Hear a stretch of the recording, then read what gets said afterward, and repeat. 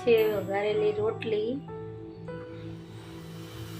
સ્વાદમાં બહુ ટેસ્ટી લાગે છે અને આને બનાવવી પણ ખૂબ સરસ.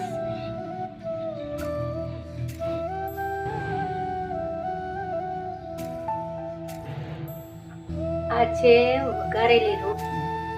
બનાવવાની એકદમ સરળ અને બને પણ ઘરની આપણી સાંજે વધેલી કે બપોરે વધેલી ટાઢી રોટલીમાંથી બનાવેલી વાનગી છે અને આ એટલી ટેસ્ટી લાગે છે કે તમને જોતા જ મોઢામાં પાણી આવી જાય છે.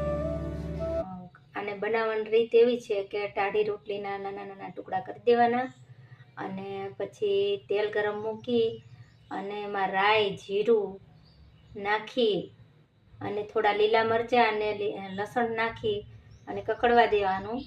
પછી એની અંદર થોડીક હળદર હિંગ નાખી અને પછી લસણવાળું મરચું નાખવાનું અને પછી છાશ નાખી દેવાની અને પછી અંદર રોટલીના ટુકડા ઉમેરી દેવાના અને મીઠું અને ધાણા જીરું નાખી અને થવા દેવાની. પણ આ ફોર્મમાં આવી જાય પછી એને ઉતારી લેવાની અને કાચી ડુંગળી જોડે આ ખાવામાં ખૂબ સ્વાદિષ્ટ લાગે છે.